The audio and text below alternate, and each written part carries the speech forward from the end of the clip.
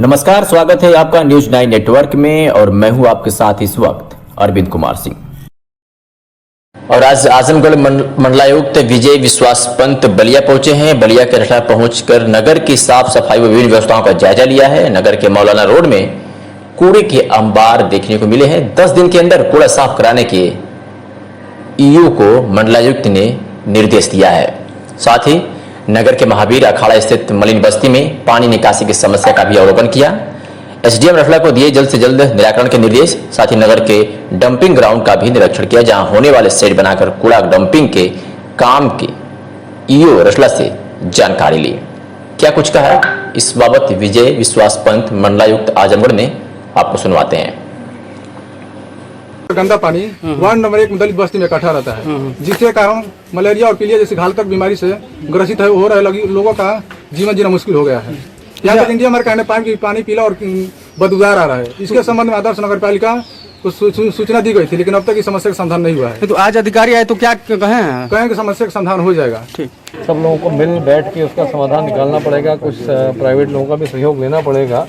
तो और अगर कुछ फाइनेंस की दिक्कत आएगी तो फिर हम कुछ और स्रोतों से प्रयास करेंगे कि इसको लिया जा सके। और यदि नगर पंचायत अपने मत से नहीं करा पा रही है और कुछ और स्रोतों से, मैं जिलाधिकारी महोदय से अनुरोध करूंगा कि वो और स्रोतों से भी इसके समाधान का प्रयास करें। देखा जा रहा है कि काफ़ी लोग इन्फेक्टेड हो रहे हैं, खासकर जो अधिकारी हैं, अधिकारी जैसे सीडीओ ऑफिस हो गया, सीएमओ ऑफिस हो गया, लेकिन अभी तक जो सैंपल लेना चाहिए वो अभी तक उन लोग के नहीं हुए हैं जो उनके अधीनस्थ हैं।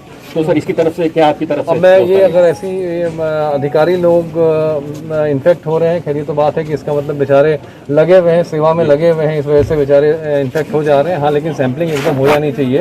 तो इसमें कल हमने डिटेल्ड वार्ता करी थी, इसमें जो सर्विलांस की पूरी रणनीति बनाई गई है। तो संभवतः 3-4 दिन में मूर्त रूप ले लेगी और सैंपल्स को यहाँ पे डिस्ट्रिक्ट सर्विलांस ऑफिसर को हेल्प करने के लिए जॉइंट मजिस्ट्रेट भी लगे हुए हैं, मिस्टर विपिन इसमें लगे हुए हैं, जो पूरा इसको अपने मॉनिटरिंग में इस बात को ले रहे हैं। तो जो आपने बात बताई है ये बहुत ठीक बात है कि सैंपल अगर एकदम नहीं हो पा रही है तो टाइम से हो, समय से। और तो ये रणनीति कल से हमने खैर बहुत डिटेल बात की और यही है कि जिस दिन कोई आए तो उसकी कॉन्टैक्ट ट्रेसिंग होके 1 या 2 दिन के अंदर सैंपल उठ जाए, ये हमारा लक्ष्य रहेगा। देखिए, जैसे चूंकि इस एरिया में जैसे इंस्पेक्टर जो सीओ हैं वो भी इन्फेक्टेड हो चुके हैं, कहीं उनके तो एसआई वगैरह इन्फेक्टेड हो चुके हैं, जबकि अगर सैंपल लिया जाता तो उस समय कम से कम सही समय पे ये बात खुलती कि कौन इन्फेक्टेड है और उसको अलग रखा जा सकता था, आइसोलेटेड। अब ऐसे समय में जहाँ पे अब सर मालूम चल रहा है न जाने उनसे कितने लोग इन्फेक्टेड हो गए होंगे, तो इस चीज को सर आप